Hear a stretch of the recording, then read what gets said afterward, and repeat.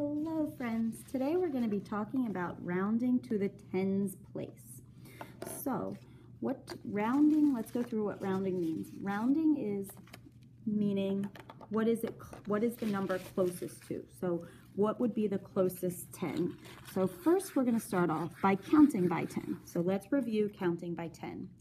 So if I'm counting by 10, I have 0, 10, 20, 30, 40, 50, 60, 70, 80, 90, 100.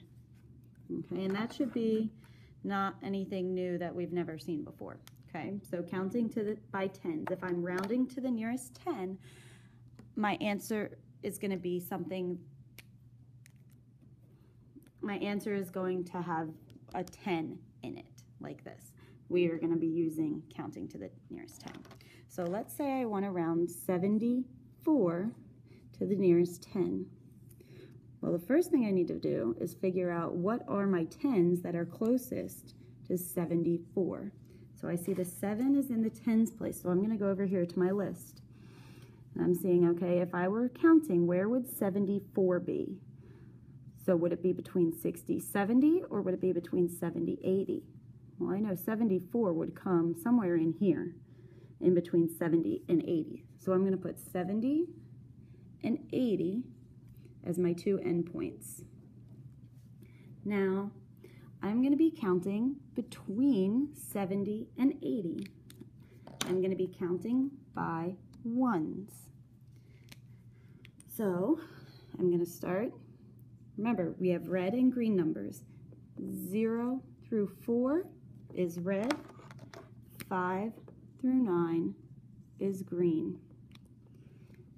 So 71, 72, 73, 74. Then I'm going to switch to green because 5 is where my color changes. So 75, 76, 77, 78, 79, 80. So I've done my number line. I've been counting by ones, and that's where my red and green numbers come in, because this number in the circle, the one on the right, is the one who's really doing the rounding. The digit in the circle is going to tell you if it goes down or back to 70, or if it goes up to 80. So I'm going to figure out where 74 is on my number line. There's 74.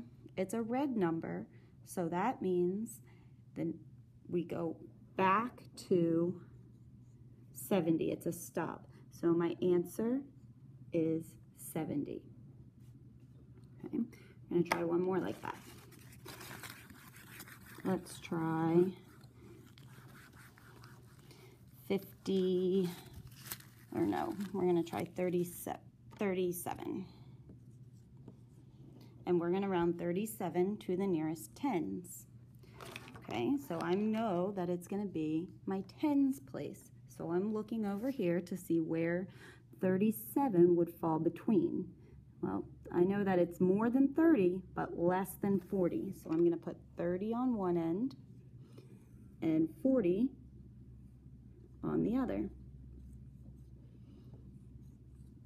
And I'm going to be counting by ones. 0 through 4, the line stays the same. 5 through 9, adding 1 is the game. So, since it's the 10, we put tens on the end, we're going to count by ones. So we're going to do 31, 32, 33, 34, and now I'm going to switch colors because I've gotten to the number 5. 35, 36, 37, 38, 39, and 40. That looks like a B. Okay, so now all I have to do is find my number 37. Here's 37. What color is 37? It's green, which means it is a go number. So my answer will be 40. Okay, you notice that on both ends of my number line are tens. So something that ends in 0, 30, 40. I shouldn't see things like 35 or 47 on the ends. The numbers on the ends of the number line are tens because we're rounding to the tens. We're trying to figure out which 10 is 37 closer to. Is it closer to 30 or is it closer to 40? Okay, so your number line's always going to end on both sides of your number line will be some multiple of 10. Okay, now we're going to make it just a little bit harder. We're going to say 230, no, we just did 30, 265. Okay, now this is a little bit harder because I do have the hundreds in it. However, we're still going to be focusing on the 10. So I have to figure out first what digit is in the tens place. I'm going to underline it. I see that there's a 6 in the tens place. So I really can forget about this for the moment because I'm only worried about the tens. So I'm going to look over here to see where would 65 come in between. Well, 65 comes in between 60 and 70. Okay, now since it is hundreds, I'm going to put the 2 hundreds on front of it.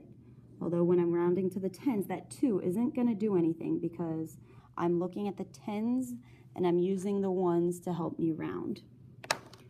Same thing, 0 through 4, the line stays the same. 5 through 9, adding 1 is the game. So I'm going to be, since I'm doing tens, I'm going to be counting by whatever's in my circle, or whatever place the circle is. So the circle is in the ones place, so I'm going to be counting by ones. From 260 to 270, 261, 262, 263, 264. Up, I hit 4, so now I'm going to switch to green. 265, 266, 267, 268, 269, 270. So I need to find where is the number 265. And I see that it is right here. I see that it's green. Green means go. So I'm going to go up to 270 and circle my answer. 265 is closest to or is about 270. Okay, we're going to do one more example.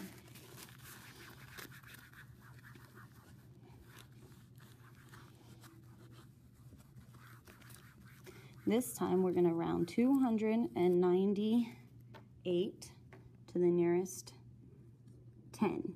So again, I'm looking at tens, so I'm looking at my tens place. What place isn't really going to matter to me?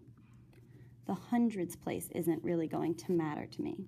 So I'm really looking at the number 98.